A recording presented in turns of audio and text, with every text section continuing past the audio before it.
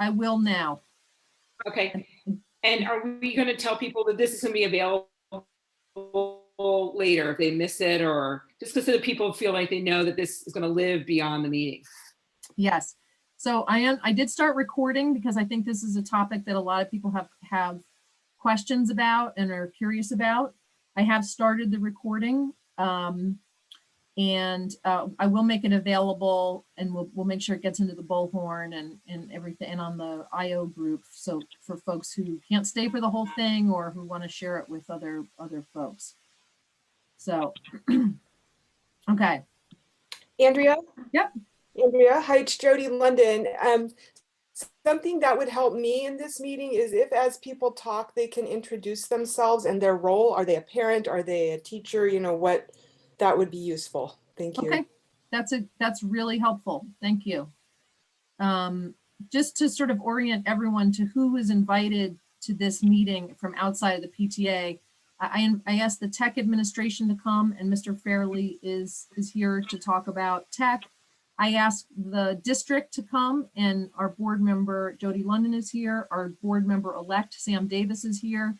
And Vanessa Cifuentes is going to be presenting from the district. She's the executive director of instruction for the high school network. And then I asked the Oakland Education Association if someone could come, and thankfully Heath Madam, who's one of our wonderful teachers and also a bargaining team member, is here. Just really, I think, to listen and answer any questions that he can. I think that's what everyone hopes to do. So just briefly, I sent out a survey and about 90 parents, students, and teachers responded. And they described their experiences, and they described questions that they have and ideas that they have. I went ahead and characterized remarks in the following ways. One was where they just uniformly a positive response. Things are good. My teacher's great. They didn't have anything negative to say about their experience. Can you guys hear me? Yes. Okay. 43% of people responded that they were having a negative experience, that things were difficult, stressful, they didn't like it. And then about 28% reported a positive and a negative together, kind of had a mixed response, like my teacher is awesome, but my Wi-Fi isn't very good, or I really like it, but I want to go back to school because I miss my friends. So as you can see, there's not a uniform experience that people are having, although people are still struggling with it at this point.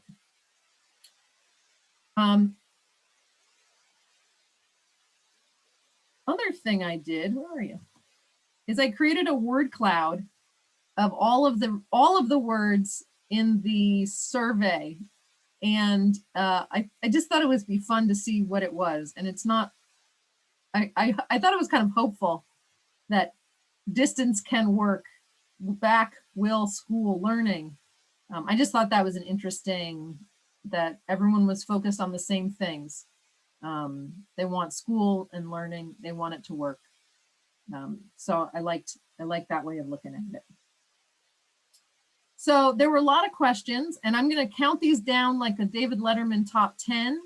And then I'm going to ask our presenters to present. I did give them all the questions beforehand, so they would sort of know what the general tenor was. And so hopefully they can address most of them. And then there will be time for question and answers afterwards. So one of my favorites was a student, I believe, who asked, will you pay a stipend to show up for class? Another asked, will we have more work when we get back to make up for the lost time? There were quite a few students who were concerned about graduation. There was a few people who really wanted to know how distance learning is going for the teachers and how the administrators are handling it. There was a lot of people asking about either getting rid of mini-mesters or whether anything would be different in the second half of the year. Some people some people, I think students, hoped that we could make it less challenging, less work. Some people, probably parents, wanted to make it more challenging. Some people wanted to know why we're even discussing this when cases are surging. A lot of people wanted to know how we would keep students and teachers safe if we return to school. And then probably the top question is when will we be back in school? So with that, I'm going to ask, I'm going to kind of exit here and see who we have who's ready to speak. I don't know if Vanessa is here yet. Oh, she is. So why don't we start kind of at the larger level, at the district level. Vanessa, do you mind speaking? I'm ready if you are. Yeah, go ahead. And you can share screen if you need to. Okay, great. Give me just one moment. Oh, it says host disabled participant Oops. screen sharing. Hold on, let me do that. Let me just change that real quick. Sorry, must have popped back. Okay, hopefully you can do it now.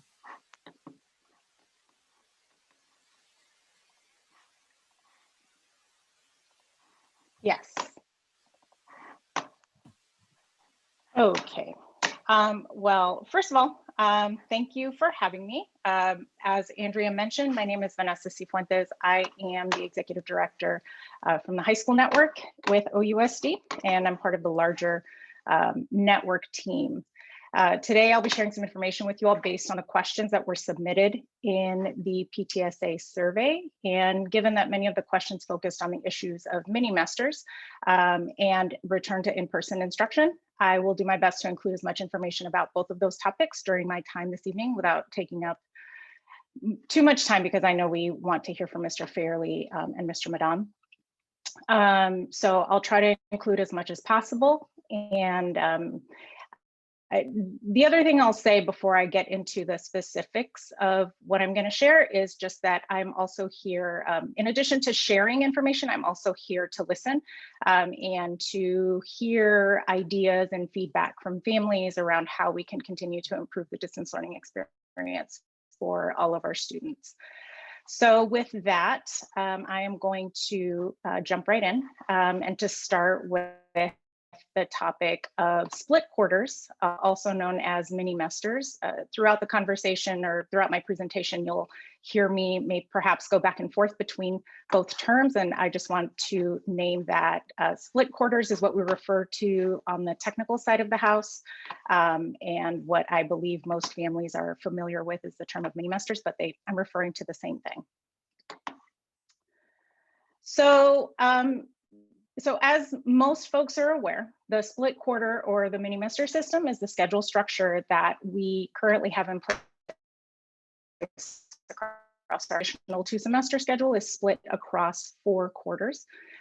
This is organized in such a way so that students' courses are compressed into 1 quarter.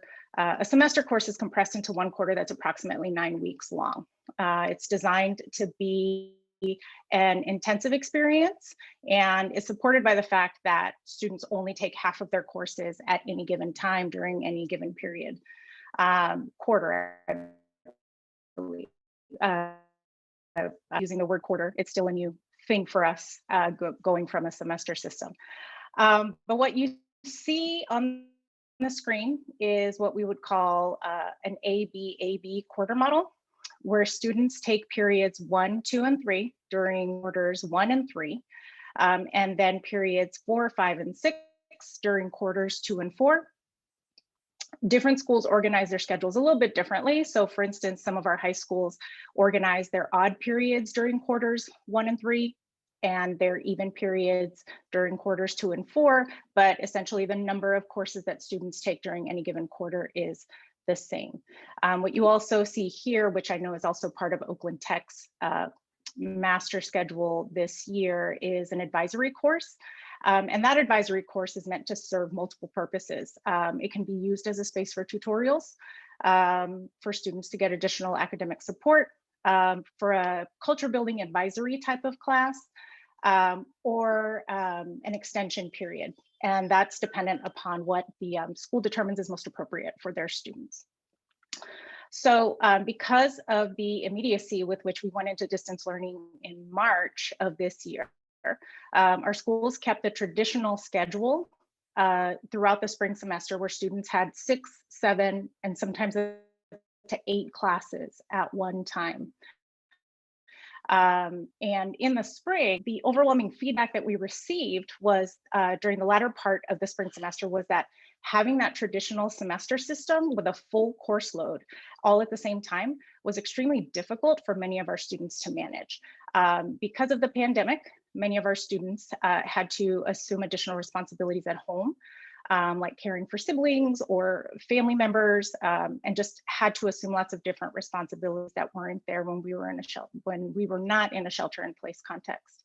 Additionally, we also heard from a lot of schools that their students were assuming additional responsibilities as breadwinners, and they had to work during the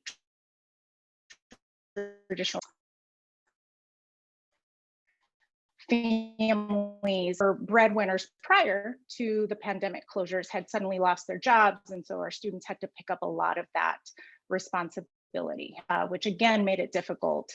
Those are some of the reasons that made it difficult for our students to keep up with the 6 to 8 classes at once. At the same time, we received feedback from our principals that a lot of our teachers were also experiencing difficulty juggling the full course load of 6, 7, or 8 periods that they were teaching, prepping for those classes, and really, adapting overnight to distance learning and virtual instruction. And for many, as I can empathize with them, for many, this was also compounded by the need to manage distance learning for their own children at home. And so, we got a lot of feedback about what was working and not working in the spring for students, as well as our staff.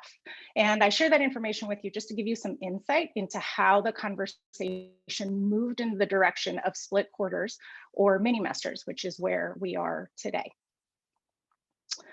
So our team, central office team, took a look at the feedback we received in the spring to inform planning conversations that began in the early summer.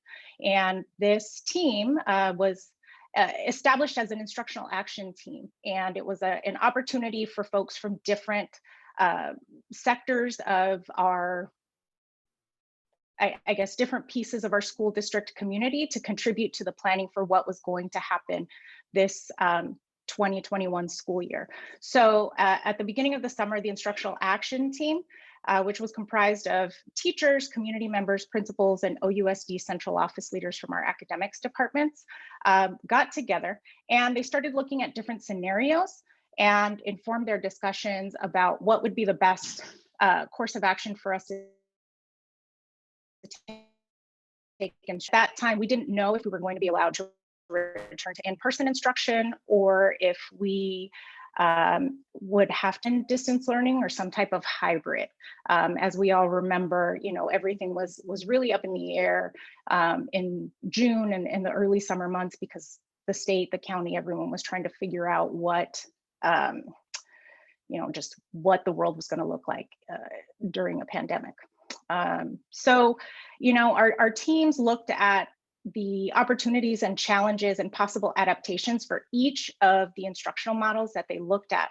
And, they also did a lot of their own research and really compared and considered what other districts were doing in preparation for the new school year. Districts like LAUSD, San Diego Unified, more locally looking at Alameda, Berkeley, and San Leandro. Ultimately, the decision to go to split quarters was based on a recommendation from this instructional action team to our chief academic officer. And at that point, the decision was made to go in the direction of the mini-masters. So that recommendation, like I mentioned, was based on feedback that we'd received in the spring, as well as research and additional feedback that was gathered over the summer.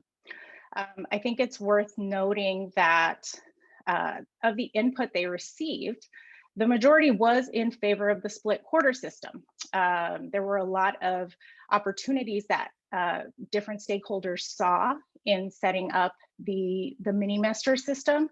And while there were a few individuals who were strongly opposed to the split quarter system, the decision was made to go in the direction of the majority. And I think as this slide shows, our instructional action team knew that there wasn't going to be one instructional model that was going to be perfect, and that every model that we consider, what's on the slide in front of you is part of the analysis that our instructional action team did around the different instructional models. Some of what you see here are some of the same topics and some of the same points that I've seen and heard in emails, in the survey feedback and questions that Andrea sent us. Similar to some of the discussions that folks have been seeing, or that folks have been having around the strengths and the trade-offs of the current mini-mester model. I share that also just because I want to name that some of the things that parents and families are lifting up are things that we also were aware of prior to going into the mini-mester model. But like I said, we had to figure out a system that was going to work for us and for our students and our teachers in the event that we had to go between in a short amount of time. And mini-mesters allowed us that amount of flexibility. So I'm sure there will be lots of other questions about mini-mesters. The last thing I will share just about this before I shift to just sharing a little bit about our strategy for reopening is that I know that there was a question, several questions in the list of from the questionnaire or the survey that Andrea sent out around the MOU, and if the MOU with our teachers union allowed schools to deviate from the mini-mester model. And the answer to that is that the MOU did have a clause for sites to submit an appeal to the mini-mester model, and that request for that appeal request was to be approved by 80% of the school staff. There was a deadline that was attached to that in the fall. I know that negotiations are soon to be underway between our district team and OEA for the spring semester, but I'm not aware of that particular clause or that topic or item being up for discussion yet as part of the negotiations. So until we're told otherwise, our sites are still planning to keep the split quarter models for the spring of 2021. So this coming semester. So I'm going to shift quickly and then I'll try to knock this out in about 5 minutes, Andrea, if that's okay, or if you want me to, I can also be shorter than that. As far as reopening plans, the other overwhelming number of questions that I saw was about when are we going back to school? And, I see it, I hear it. We're all very anxious about returning to in-person instruction, and we want to be as ready as possible for that when we are told that we can return to in-person instruction. So as far as the district goes, I just want to name that we are approaching any and all conversations around reopening and anything that has to do with response to, just any health and safety issues through these 4 lenses. Science, what is the data telling us? What is the research telling us is in the best interest and is telling us about how school reopenings can happen in the safest and healthiest way possible for teachers and students. Obviously, safety, we also, will always want to make sure that any plans that we put in place are taking the safety of students and staff and putting that at the forefront because they are our most valuable resource. Staff support, as with any plan, we also want to ensure that we have all of the resources that we need in order to support our staff, both classified and certificated, to implement any plans to return or to be in person. And finally, student learning, we'll always try to do what's best to ensure that our students can access rigorous learning regardless of the context. So what you see here is an outline of the strategic plan that guides how we as a district are approaching our planning for reopening of sites and any type of in-person services or supports. It's a living roadmap, and it's very much responsive to what the state and the County Office of Education and the County Department of Public Health is telling us about what is feasible, what is possible, what is restricted, and what is not. So, you know, I share this also just to be really transparent with folks about the expectations that we as a district need to meet in order to have any kind of conversation about reopening and bringing students and staff back to our school sites for in-person learning.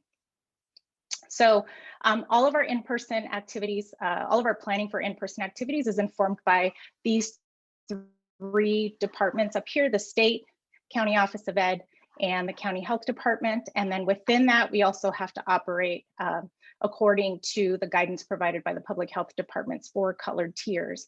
And then there's a lot of additional guidance that is provided to us by lots of different blueprints. For instance, the Blueprint for a Safer Economy gives us guidance also specifically for schools. So everything that we do has to be aligned with the guidance that we receive from these 3 entities, and we have to adhere to any restrictions or parameters that they set. In order to resume in-person instruction, all 3 of those agencies have to give us the green light. We cannot make decisions in isolation or without one or all of these departments saying that it is safe for us to resume full in-person instruction. Once we have the go-ahead from the state and the county, OUSD and OEA, and not just OEA, but also our different labor partners like SEIU and UAOS, have to come to the bargaining table with their proposals for how they'd like to see in-person instruction take place given the pandemic context. And in order to enact any proposal, those agreements need to be finalized and ratified, and then they need to be implemented. And as we have seen, you know, those conversations are, they're important. They take a lot of time, and there's a lot of dialogue back and forth. And so, you know, that is a process that does take some time. In those conversations, teams, you know, establish what their thresholds are and what they will agree to and will not agree to, which will then determine the mode of learning and how we approach whether it's distance learning, serving targeted populations, or moving into some kind of hybrid or blended model. You know, the high level guidance that we've received across the state around school reopenings is that we cannot fully reopen for in-person instruction until our county has been in the red tier for 2 weeks. It's the red tier, the substantial tier is what it is here. We were recently in the red tier for some time, and as of yesterday, our county was moved back into the purple tier, according to Governor Newsom's announcement. However, if a school is located in a county that has not been on the monitoring list for 2 weeks, meaning that they've been able to stay in that red tier, they are eligible to apply for a waiver to reopen, which is not automatic, but you know, they can submit a waiver by the county. And so currently those waivers are only available for elementary schools. Regardless, however, of the county's tier, whether you're in the purple tier, the red, schools may serve a small group of students according to the cohorting guidance that's provided by the Department of Public Health. For instance, schools can serve small groups of students with disabilities while meeting all of the stipulations around social distancing and safe practices, and or they're allowed to open their schools if they've been granted the waiver. So there's a lot of links in here, and I'm happy to share the deck with Andrea, and she can share that with you all later so that you have access to the same links that we've been accessing, just so that you can see the level of detail that we go through to vet certain scenarios or ideas. And I guess the last thing I will share here is that for reopening, while we are not in a position as a district to reopen for full in-person instruction, we have been working to flesh out our systems and procedures and implementing small in-person pilots to test things out to make sure that we are ready for when the county and the state say that it is safe for us to resume in-person instruction, either in some kind of hybrid model or full on, which I think is everyone's ideal, right? So it's just worth noting that after distance learning began in August, our team started working with the city of Oakland to establish some citywide learning hubs that prioritize serving approximately 100 foster and unhoused youth that were identified by their school sites at these different recreation centers across the city. We also just launched, just this week actually, our special education learning pods that served a little over 160 students across 10 to 12 of our OUSD sites to serve our students that had experienced a pretty significant amount of skill regression. These are students with individualized education plans and diagnosed learning disabilities.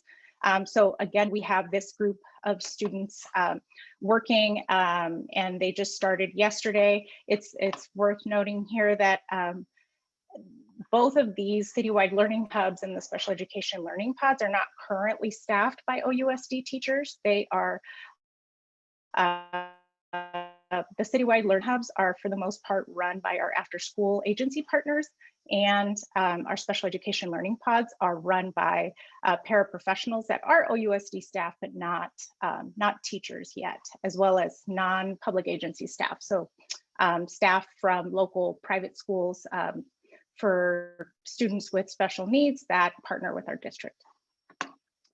So we're all getting ready to test our systems. We will engage in further conversation internally around establishing school-based support hubs and figuring out how we can continue to serve more students who are demonstrating a significant need.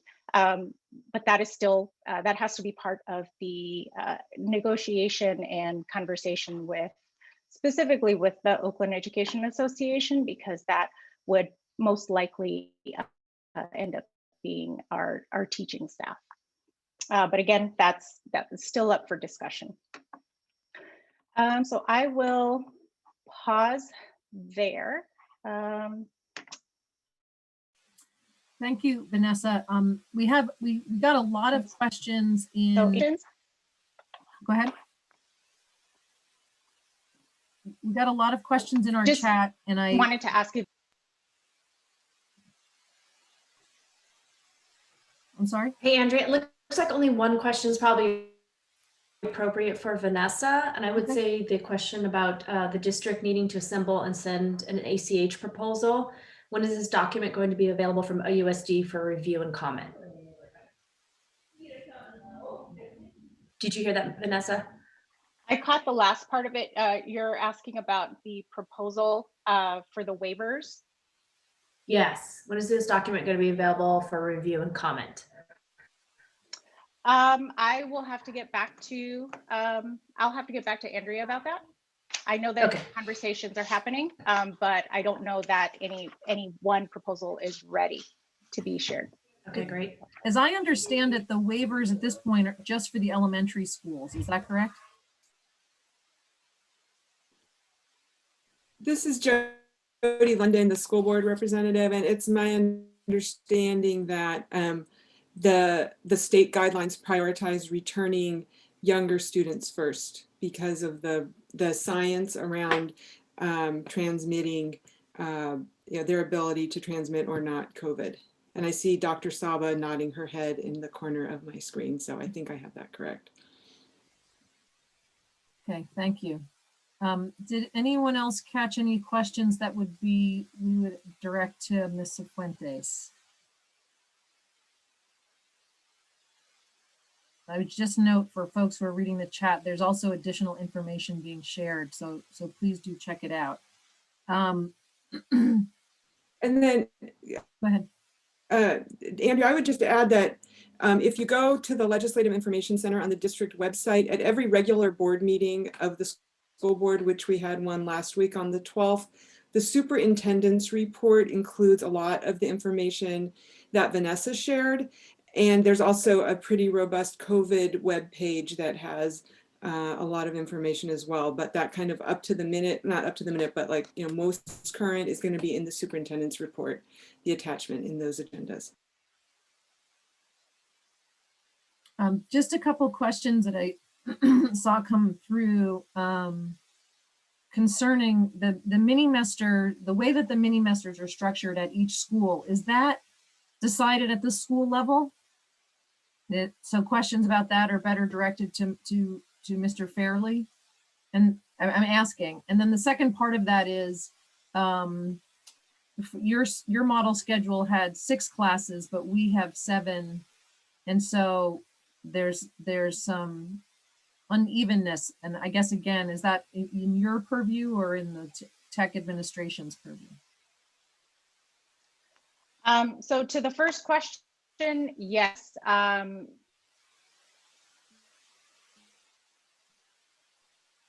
Their schedules based on the input that they receive from their team. So I think that first question is a good question for the site team. And then the second question is, the example that I showed is an example, but we also have other examples where schools have a 7-period day like Oakland Tech plus the advisory period, and they still how they manage it is trying to keep the same number of classes each quarter. So it might be, but I know what's happening at Oakland Tech right now is that being that they're in the second quarter, their advisory block is not a credit-bearing class, but that students only have 3 credit-bearing classes at the moment, whereas in quarters 1 and 3, they have 4 credit-bearing classes. So it looks a little different because every school has, it works a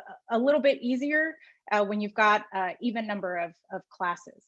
So, but each team has the purview to design their schedules based for their students and their teachers.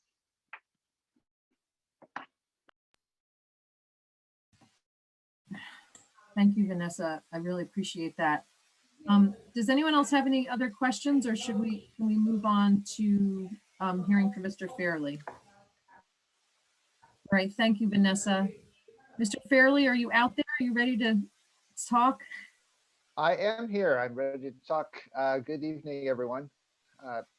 Great to see you. Wish I were in the library with you. For those of you who are parents of incoming freshmen, that the library is a very important cultural space for us at Oakland Tech, and we're looking forward to the time when we can return there and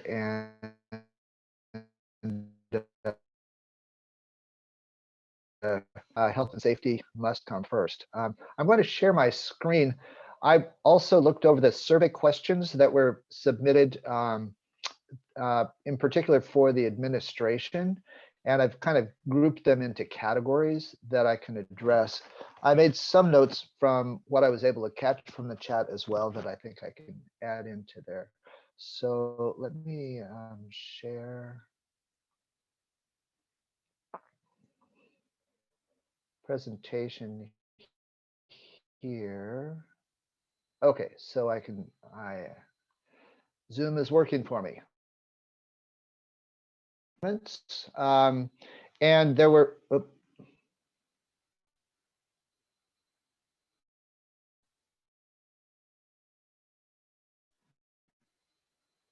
am I still on? I'm getting a message here that Zoom quit. You're still on. You're still on. It did freeze up for a minute, but you're back on.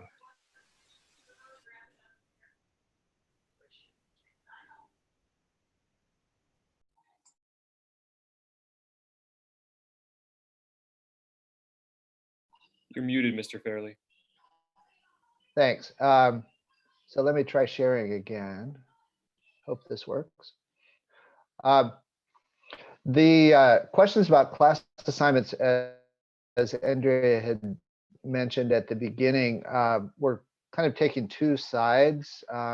There were concerns about our efforts to maintain quality standards and continue to present new material for students. As far as the workload and stress, from the outset, we were working with the departments and with teachers to help them adjust their scope and sequence, because as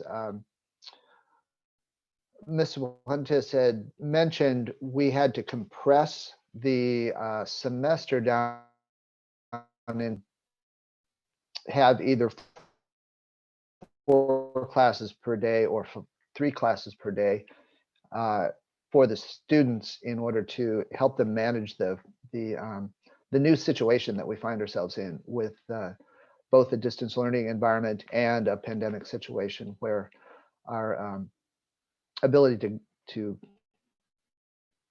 come together is severely limited. So we're continuing to work with teachers on that.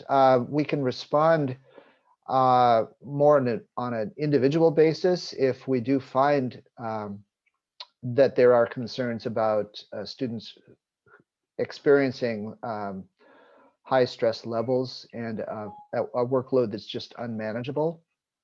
Because we do encourage teachers to maintain a balance between keeping strict deadlines, because we know these are young people. They will respond one way or the other, depending on what their priorities are that are being set out for them. So we want standards and continue to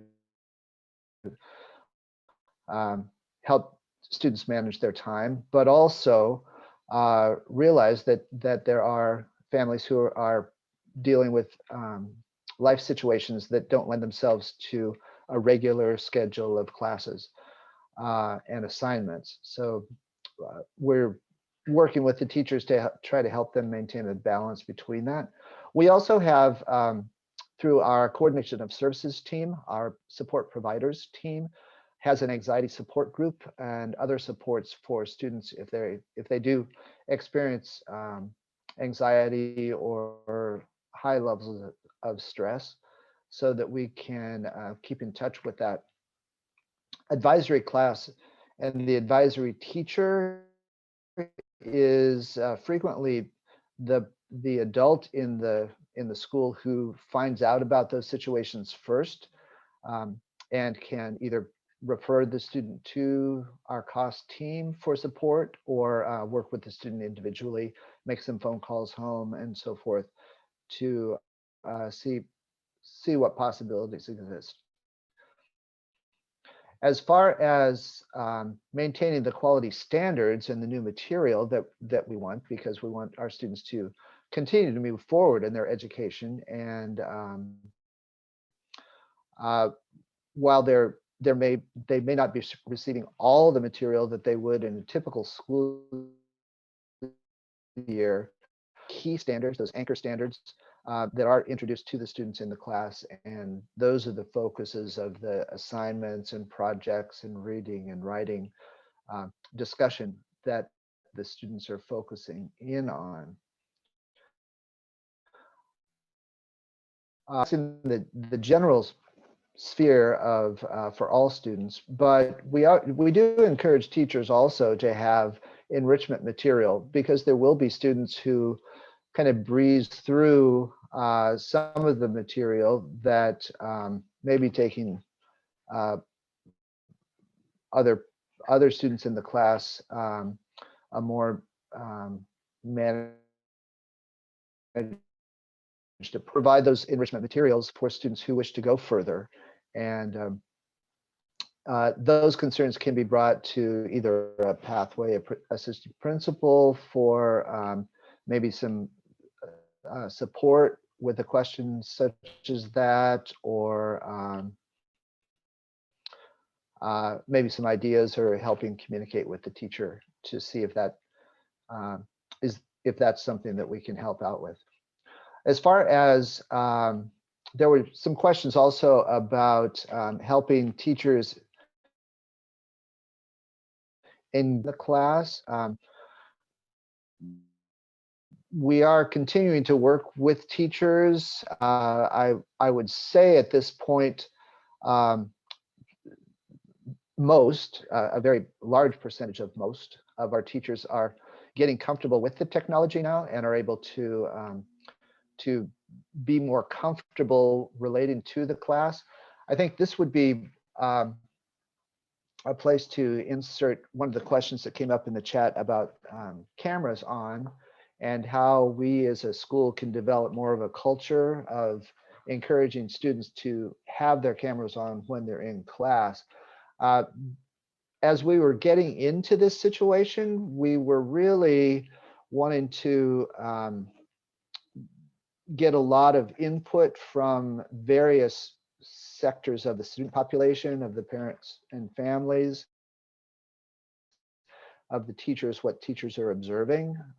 And we knew that based on the life situations that the students are coming from, there are reasons that some students will not have a camera on. On the other hand, we certainly are aware that these are young people and will be testing limits and so forth. So I think that the tide is shifting in the direction of having cameras on as the standard procedure in all classrooms, and administration will be coming out with a policy to support teachers in that, so that teachers can have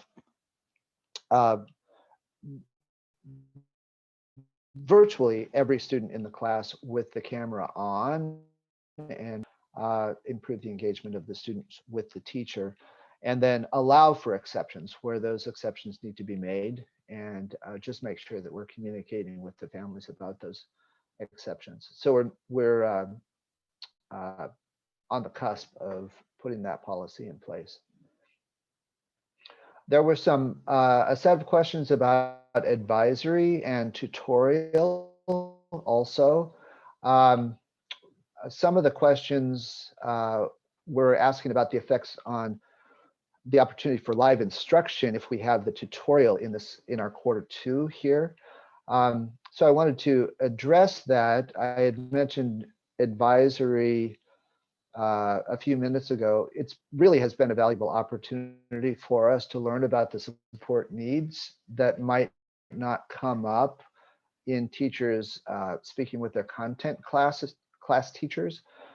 So we value the advisory. It's also the kind of one of the routines, the rituals that we have as a school is our advisory announcements that are provided in that first block of time each day, so that students can look for that and get into the routine of, now I know where to find information about what's going on for the opportunities here.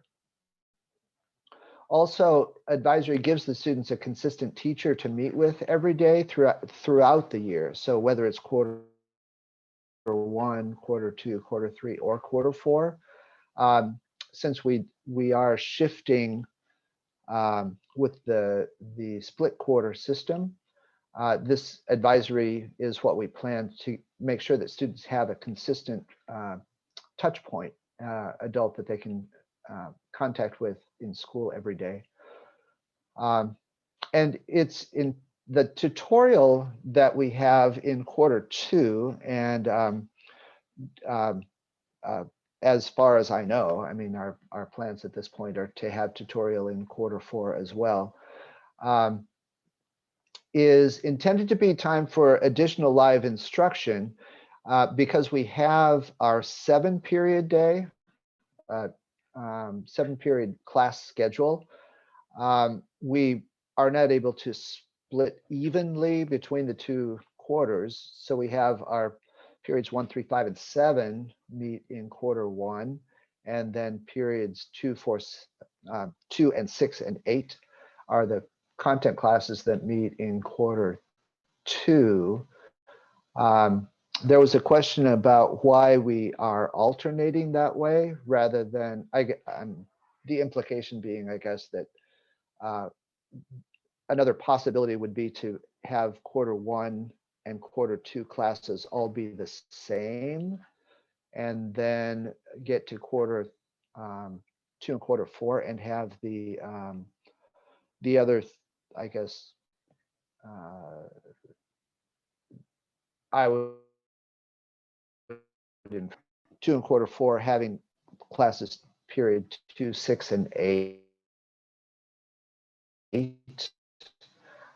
with that would be the tutorial in that semester. The discussion that took place in leading to this particular configuration, which is similar with the other high schools, the configuration in the other high schools, is that we were wanting to make sure that we introduced the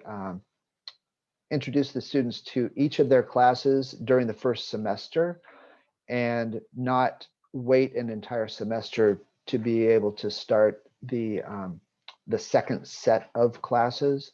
So we, like Mrs. Fuentes had indicated, we do know that there are gaps in the instruction, and some review will be necessary when the Q3 classes start up again. But that was how we got to the decision to split the quarters rather than having a continuous one semester followed by a continuous second semester with only 3 classes in it. So opportunities for student support is our plan for the tutorial, as well as extracurricular socializing and exploration. We have many teachers and many students are really making good use of the tutorial period. Teachers are, students keep a record of that we can go back and review. Is this being as effective as possible? Are there places where we can shore up the tutorial experience for students? But we're certainly open to receiving feedback from families, from students, about other ways that we might schedule this block of time. But because we do have the schedule that requires slots for 4 classes because of Q1, we need to have those slots for 4 blocks of time in Q2 as well. Tutorial is what we have developed in order that it's not just a block of like a study hall with just free study time, but we wanted to really make it possible for teachers to be meeting with students for extra support during that time.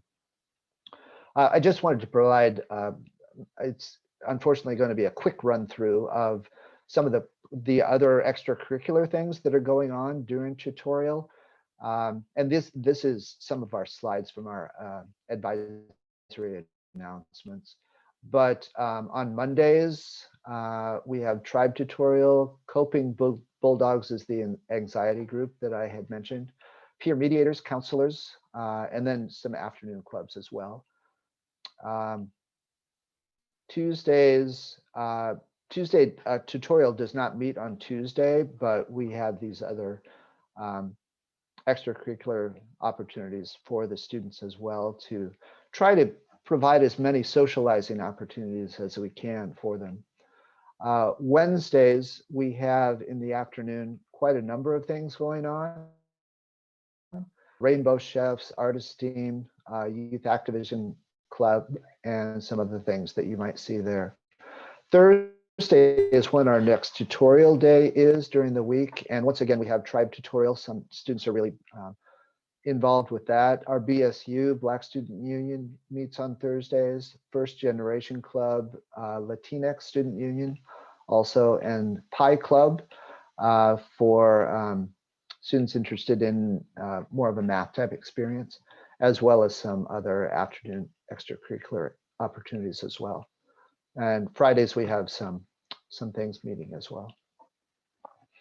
I'll just go through these last few slides quickly because I really don't have any new information to share. Ms. Fuentes already pretty much went over this. Oakland Tech is fully in partnership with the district in developing the things that we can on campus and developing plans for when we do move to those next tiers of hybrid and in-person learning.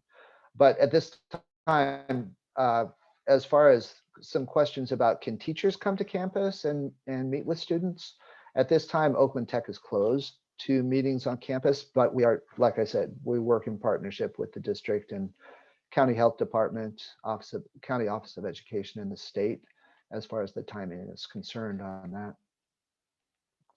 For health and safety, there was a number of questions about health and safety, restroom, cleaning surfaces, other things. So we are prepared to follow the procedures that the district has developed with the County Health Department at such time as we the building and follow those procedures. There were some questions about sports. All sports are on hold for right now until there's a decision to open the facilities. We expect that this decision is going to be the same for all schools. Our athletic director is staying in touch with the coaches and the other athletic directors at the other high schools so that when a decision is made, they'll be in contact with the coaches and the athletes, and we can get that program up and running. If you're there was some curiosity about what the schedule might look like. Back in August, OAL developed a 2-season schedule, not the 3-season fall, winter, spring, but a 2-season schedule. And that draft, the proposed schedule, is on the website, oaklandtech.com. If you click on the athletics tab, you can view that. It's certainly not in effect now, but it indicates what the thinking is about how sports will proceed. So I'm going to stop sharing the screen and let, I guess Andrea may want to moderate the chat if there are some additional questions here. Yeah, there's a lot of questions, and I did ask PTSA executive board members to keep an eye on those. So let me ask Michelle or Jessica or Stacia, did you see any that you want to bring up? Yeah, there are a couple for Mr. Fairley, probably makes sense. One, will there be an increase in asynchronous teaching? My student has close to 0 actual assignments or work to do. Oh, yes, I had made a note of that and wanted to make sure I responded to it. Thanks, thanks for reminding me about that. So that concerns me. I was just in a meeting with the department heads this afternoon, and we were talking about the what the expectations are that they're managing in their departments, and the information that I received was that the teachers are planning, along with the synchronous experiences when the students are on camera together, but are planning the kind of the time equivalent of the assignments so that there are assignments that need to be done in the afternoon or on the days when the class is not meeting, to make sure that the student is engaged in learning for that asynchronous time. We are there's because of the way that the technology that we have available to us, the Google Classroom and the Aries gradebook and so forth, are not completely in sync with each other. There's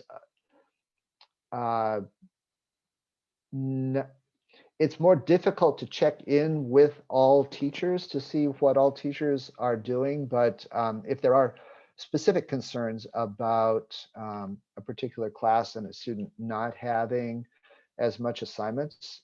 That is something that either the pathway assistant principal can work with the parent and the student on that, or we can work within the department about that. But this is important information that I want to take back to the team and make sure that we're checking in on that. Okay, great. A couple more questions. Kind of follow on. Why is tutorial and the clubs, why are they scheduled at the same time? Because people can't participate in both.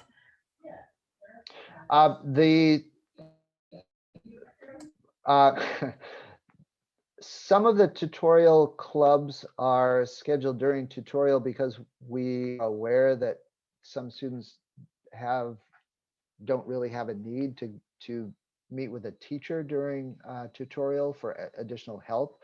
And we wanted to make sure that we're providing socializing opportunities for those students. What we can do, I can work with the team to see if we can maybe duplicate some of those meetings for the afternoon also, to make it possible for more students to participate in them. It is a situation where we find our resources are being stretched, and we can't provide everything for everyone, but we certainly will take that under discussion and try to provide as much as we can. Great.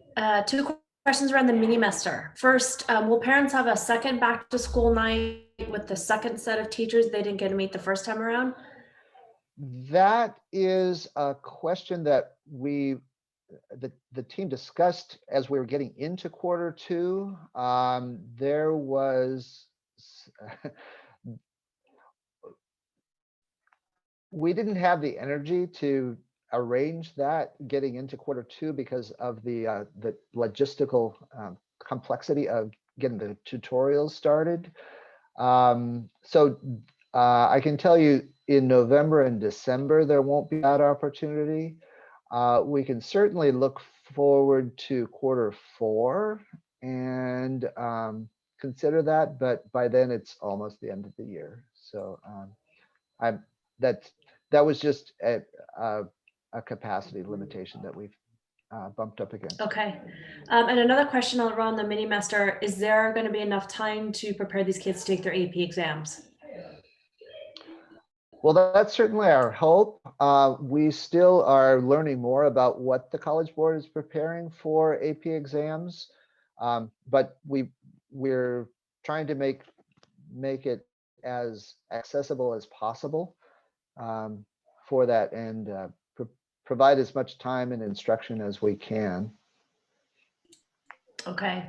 And a couple of questions have come up asking about either like experiments or pilot projects to do small groups of teachers with the kids. It seems, I don't know if that's necessarily for you or if that needs to come from the district, but there's been a couple questions around that. Right, and I tried to address that in one of the slides. Oakland Tech we're just closed for any type of meetings like that at this point. But if there is some development within the district that would provide for that, then we can certainly be in partnership with them in that. Great. Okay, I think that's it. If I missed any questions, is it okay if parents email you afterwards? There's just one more that I think could be pertinent. Thank you. One parent said, we haven't heard anything about enrichment materials. Who do the students contact about this?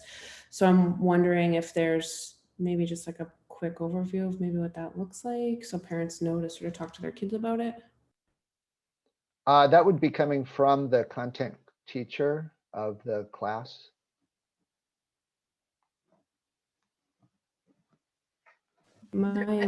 There's also My impression was it was for the tutorial, but I don't know if I'm right with this, what this parent was asking. Like, is there enrichment material for the tutorial time if they don't have homework to do? As a school, we don't have a supply of enrichment material, but it would come from one of the student's teachers. The student could ask the teacher for enrichment material. Mr. Fairley, are the PSATs going to be rescheduled, or are there going to be any on-campus standardized testing?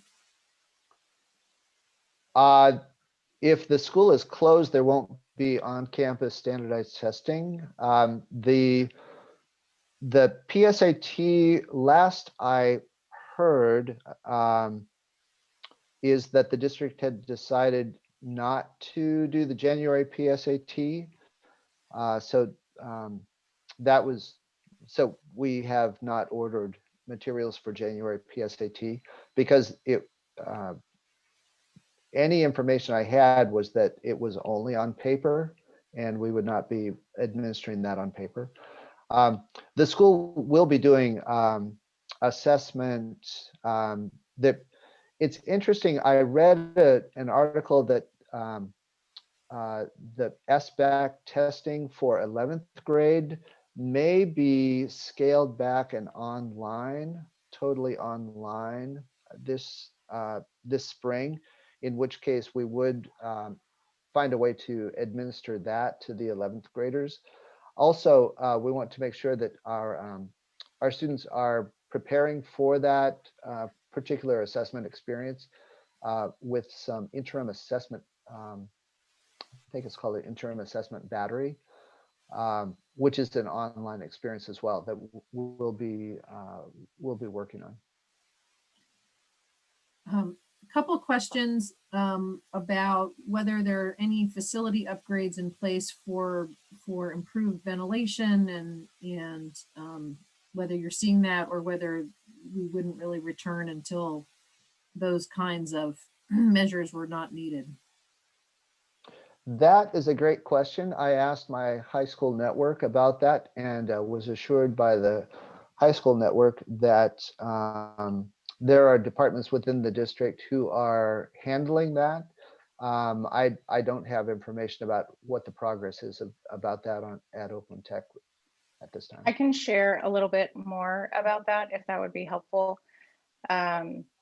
So just quickly, the district is actually engaging in a process where all of the sites, early childhood all the way up through the high schools, are being assessed, and they're going through a process called ground truthing, and just double checking the space, checking square footage, making sure that the ventilation systems are up to code. If they're not, that repairs are being made as needed, filters being purchased using the federal CARES dollars that we've received as a district. So we have a myriad of dashboards that are available to the public. I will double check to see which pieces of that preparation work is public on those dashboards, and I'm happy to share them with Andrea so that folks can also keep track of where we are in that process. But short answer is yes. So a lot of our schools are going through some of those renovations and repairs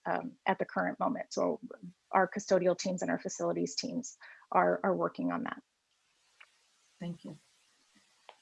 And then another question that came up, I don't know if it came up in the chat, it came up in the survey, and it had come up at an earlier special ed committee meeting that I attended.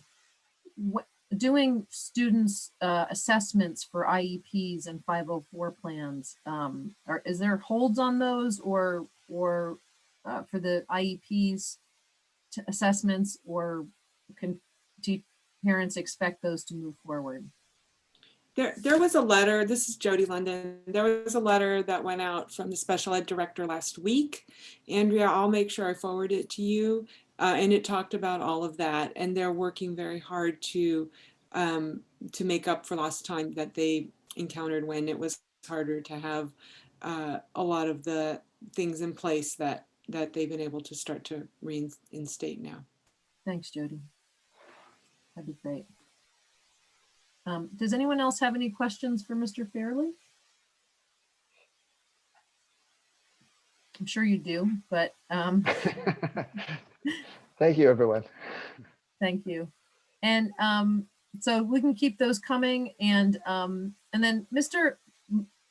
I really appreciate what you shared with us, Mr. Fairley. I also want to thank Ms. Arnaldi has taken over the advisory notices that go out to teachers in addition to the Instagram account. And so,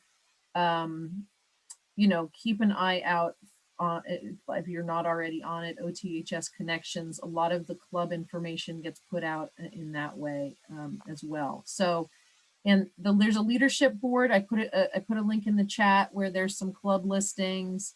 I think that Miss Arnaldi's list may be more expansive, but we'll work on getting this information out to everybody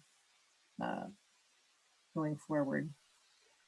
Thanks, I Mr. also want to stump for the IO board, Andrea. Like lots of times, if you just do a search in your email, we've covered it in one of the message groups. I found a lot of resources that way where I didn't realize it had been covered. I just missed the email, but it's in your inbox. Thank you. Mr. Madam, do you have any reflections from OEA? I mean, I know you're kind of in a position where you can't speak to bargaining stuff. I did note that there was a question in the survey asking how the teachers are doing. So we'd love to hear your reflections if you don't mind. Yeah, sure. I can say a few things. Good evening, everyone. I'm Keith Madam. I teach English, Law, and Society in the Race Policy and Law pathway, as well as a section of GovEcon. And yeah, just appreciate everyone's kind of questions and input tonight, and just hearing it and thinking about it. It's just really valuable. I guess the first thing I want to say, though, is just really quickly, I'm not representing OEA. I'm an OEA member, but I'm not an elected officer. And I'm no longer on the bargaining team because I don't have time to do that and do my teaching. I got 2 young kids in elementary school who are doing distance learning. So once the school year started after the MOU, I took a step back from the bargaining team. So just want to kind of clarify that. So like anything I say, I'm just speaking as an individual. So anything I'm saying is like just my own individual kind of perspective. And just so we're clear about that, but I can maybe give some insights about what happened over the summer with bargaining. I'll keep my comments pretty short because we're already at 8:15. I guess start quickly just by talking about the mini-mesters. I really wouldn't add too much to what Ms. Cifuentes and Mr. Fairley already said. I think they kind of summed up very well how we ended up at the point where mini-mesters were adopted across the high schools.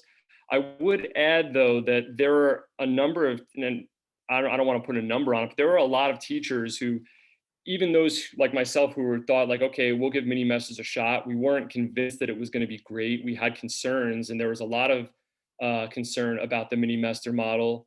And I'm going to share my screen for a quick second in a moment, but the OEA's initial proposal over the summer was to give sites some flexibility to not do mini-mesters.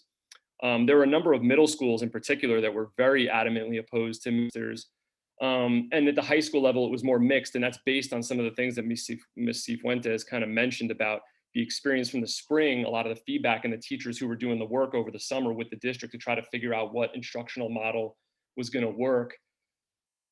Just it was like, yeah, kids were overwhelmed, and so maybe this mini-mester or this quarter system, as we're calling it now, because people don't like or at least a lot of teachers don't like the term mini-mester. The quarter system would be like a good way to go, but there were concerns. And so I just want to share my screen real quick, just so folks are aware.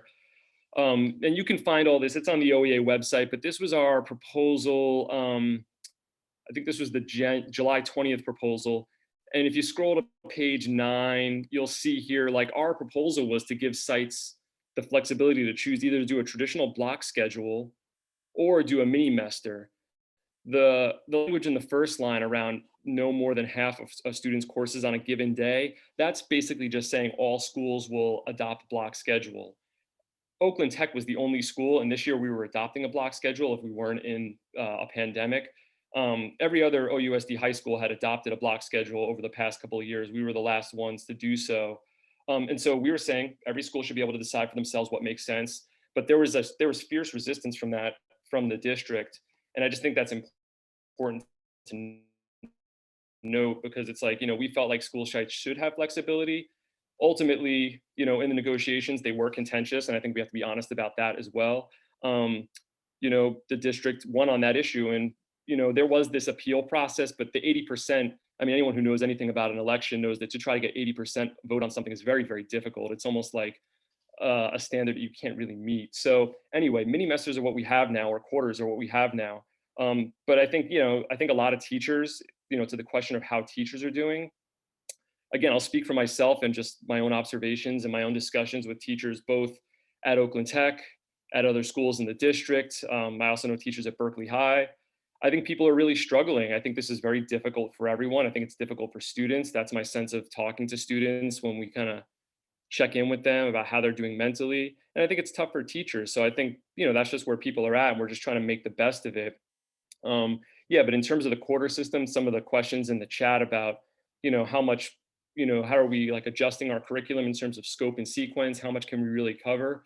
And it really varies. It's like we're trying our best to figure out what we can accomplish, given that the time has been compressed pretty severely, right? It's like normally you'd see students 5 days a week for a semester of 18 weeks, and you're seeing them basically 2 to 3 times a week. There's that short period on Wednesday.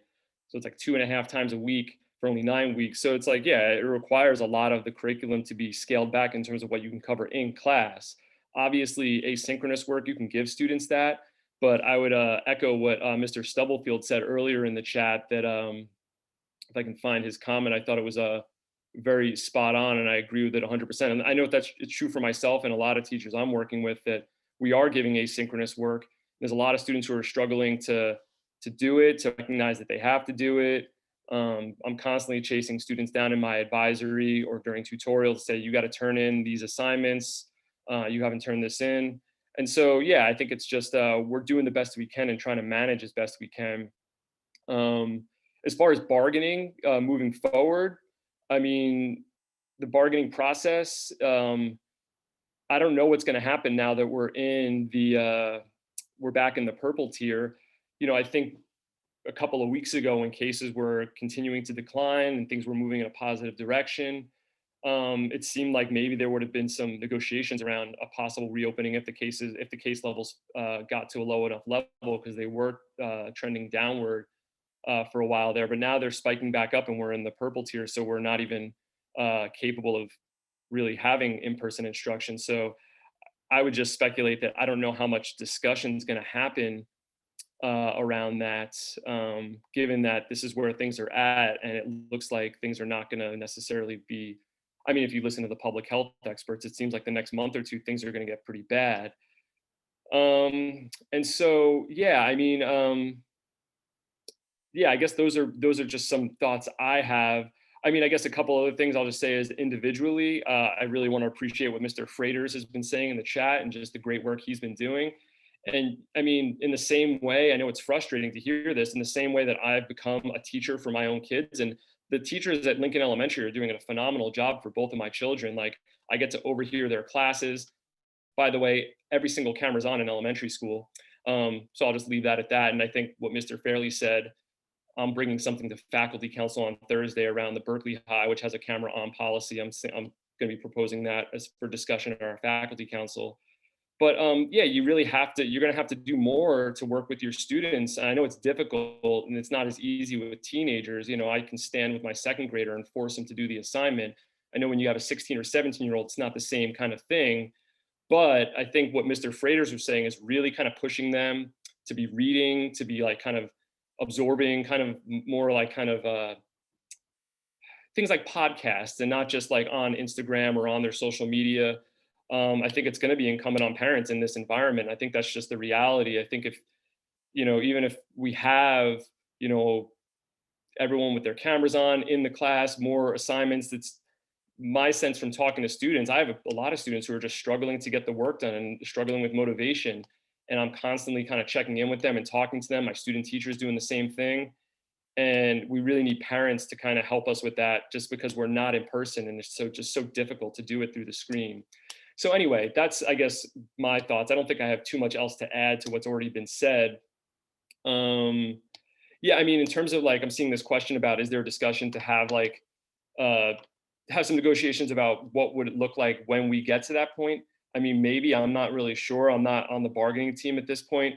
We had some discussions. We were having discussions over the summer. OEA, we put out our criteria for what we thought made it safe to be open. And that criteria, by the way, is I've heard in some places it's been characterized a little bit as like unreasonable. And I don't think it is. I think what we were saying was that the case level should be like across the city at a low level, like similar to what you see in like Western Europe when they were opening schools. We weren't saying 0 cases, like it wasn't 0 cases for 14 days. We were saying at like very low levels, where similar to what they were doing in places like Germany or the Netherlands, et cetera, or Denmark. And so, yeah, we have our standard, but what happened was over the summer, it seemed pretty clear we weren't going to be able to reopen in person at the start of the year. A lot of those discussions kind of got put on hold, and the focus became just talking about what are the parameters of distance learning. And now I guess the negotiations will begin again. I'm not a part of those anymore, but yeah, I guess that's what I would say. And I'm happy to answer questions. I don't know if I missed any in the chat. I saw a couple. Thank you so much. I'm impressed that you were following the chat at the same time that you were answering. That's excellent. Did anyone want to capture any of the questions that were in the chat that Mr. Madam might be able to answer? He was keeping up real time. I think we're good. Mr. Madam, do you remember what the standard that OEA was thinking about that was? Yeah, I can share it. I'll share my screen again. I have it up. So it's a little bit lengthy, but it's basically here. Here, I'll put this in the chat. Give me a sec here. Let me stop sharing. I'm going to put it in the chat. And so it's this, the metric is, let me just read it so I don't misstate it. It's in the chat there, but it's this near 0 incidence, which has been defined, we're defining as fewer than 10 cases per 100,000 population over 14 days. Now, countywide, that Alameda was there, but it wasn't there in every zip code. Because when you look at like the data from, I look at this data pretty regularly from the Alameda County Public Health Department. Some of the zip codes in the city, particularly around East Oakland, are really like the positivity rates are still like 13, 14%. It's pretty high still. You can like look through this data. I don't need to belabor the point now. But when you look at our metric, countywide, we were at this metric, but we're saying it has to be in every zip code, especially because Oakland is pretty much the hardest hit part of Alameda County. And so what's going to work out in Dublin or Pleasanton is not necessarily the same as Oakland in terms of like achieving like, okay, a safe condition to reopen. And so, yeah, I mean, it's frustrating, but it's like, a lot of parts of our city are really hard hit. A lot of parts of our city, people live and they don't have the luxury of staying home. They work in essential jobs or have to leave the house. And so the case rates are much higher, but this is where it's spelled out right here. I think this is the most up to date. I don't know if I don't think it's changed since then. And Bethany, I know is here, can correct me if I'm wrong. The July 21st proposal spells it out.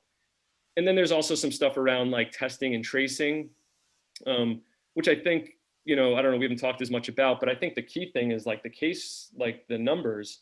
And again, it's like right now cases are kind of back up. And so we're not really in a position where we're even allowed to reopen, but that's the standard. I don't know if that answers the question. No, it's helpful for setting the baseline. And I do encourage folks to look at the Alameda County Department of Public Health dashboard that Mr. Madam had up, because you can see that, for example, the zip code that Tech itself is in has a very low case rate, and as does the 94618, which is next to it.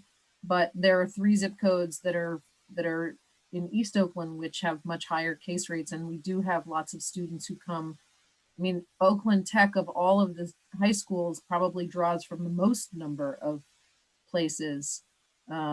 So it really is, and I haven't seen a place where Oakland data is aggregated, which is kind of a problem. Yeah, and I think we've been requesting some of that. I don't know if Bethany's still here and wants to chime in on that piece, because I think that we've made some requests. Yeah, go ahead. There's a school nurse on our team who said she would do her best to kind of compile that data week by week from the Alameda County Department Health website. But when we had, I think it was one of the public meetings I was in, they seemed really surprised that we were even asking for that. Well, it doesn't appear to be compiled.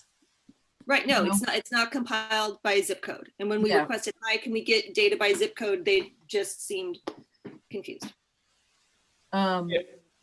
And just to respond to the chat, like in terms of this question, yeah, I think Oakland is in a harder position than a lot of other districts. So like Berkeley, for example, where the case rates have generally been a lot lower, it's a much smaller district. It's like, I think it's easier to get their hands around it. We're such like a large kind of geographically large city, and it's so diverse in terms of the experiences, the socioeconomics.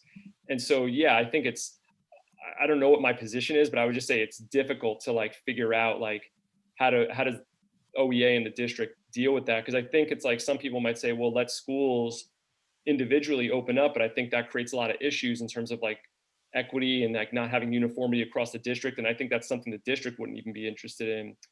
But again, that's just my own personal perspective. But it's difficult to like kind of figure out. So that's why OEA, we were saying it's got to be uniform across the city that it's safe before you open all the schools. And again, it's like countywide, it was like we were starting to get there, but we still weren't even there at that point. We were getting there countywide, and now things have gone in the opposite direction, unfortunately. This is Jody London. I will just, add that the district is not, I don't think the district is interested in having some high schools return to class and others not. That's Right. just not, that's not equitable. So, we have to figure out what those criteria are going to look like. I do believe that the district wants to have the plans in place so that when the levels are low enough, we can move kids back into classrooms quickly. But, there's a lot of, as we've all been discussing for quite a while this evening, there's a lot to that. So I think there's just a lot of balancing. And I want to just extend my thanks to everybody on the call, the parents, your students, and particularly the teachers and the administrators. This is so hard for them. Like I say this all the time, like you wake up one day and everything is totally different, right? Like in the spring, it was the governor, like, oh, we're going back. No, we're not going back. Like, how do you plan for that, right? And so it's just really, really challenging. I don't think anybody on today, Tuesday, yesterday, who knew that most of the state was going to go back into purple yesterday, right? Like that just drops out of nowhere. So, you just have to have your plans ready. And then when the moment comes, then you're ready to go. But it's very hard to do it. And I just really want to appreciate all of you for everything that you're holding. I've had communications. I've been contacted by parents whose families are really, really struggling. And, I don't know what the school or the PTSA can do to reach out to them, but there are people who are very much in distress. Their kids are not doing well. They want their kids to be back with other kids. I'm sure they're devastated today by the news about purple. It's really hard. So thank you everybody for what you're holding and how you're managing, however it is.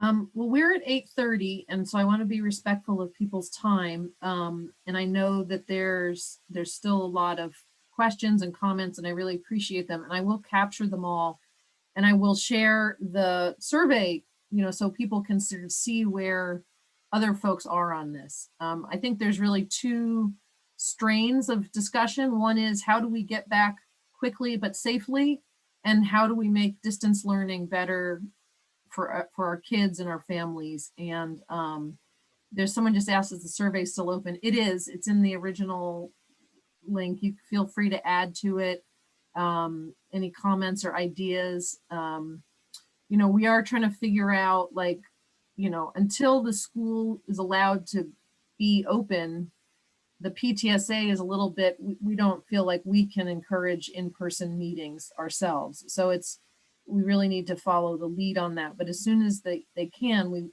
will do everything we can to support the student activities and for example, house events, if the 9th grade wants to do those. So we're prepared to support it, but we do need to wait for the district to decide in concert with the county and the state that when it's safe to do this. So I really appreciate everyone's patience and respect and good thoughts in the chat. And I will make sure that the resources that people have sort of crowdsourced in the chat are also available. So Andrew, can I make quick comment when you're done? Yeah, I'm done. Go ahead. Okay. Hi, everyone. I'm Miss Arnoldi. I'm a Spanish teacher and then a teacher liaison to college, career, and communications. I especially want to encourage if your students are kind of in the situation where they don't have enough to do specifically with this mini master quarter system, or they seem to have a lot of extra time.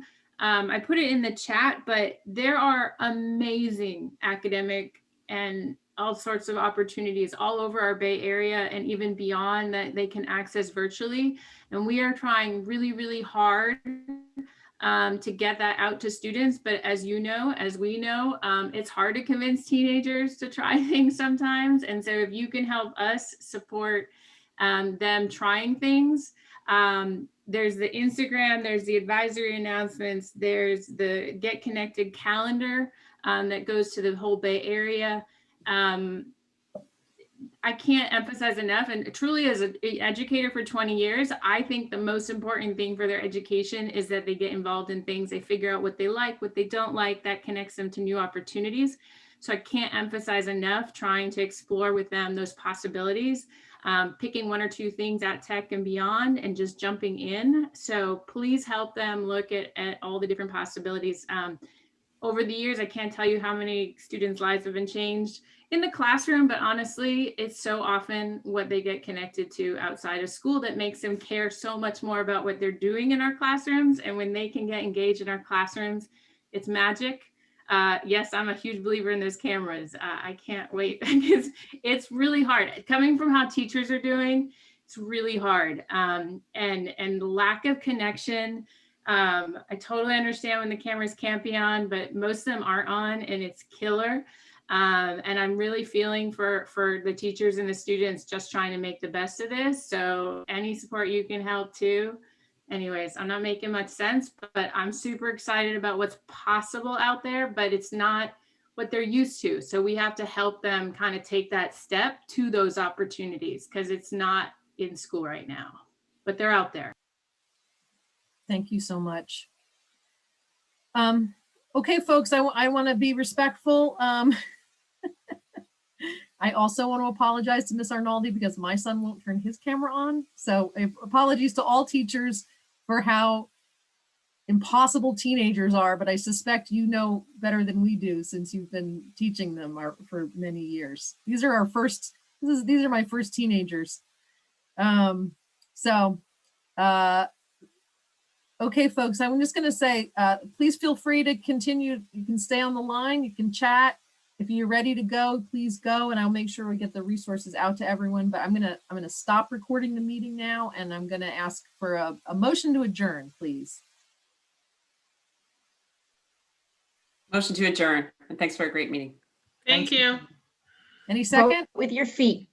Thanks. Yeah, and then if you're voting in favor of adjourning, you can leave the meeting. But I'll stick around.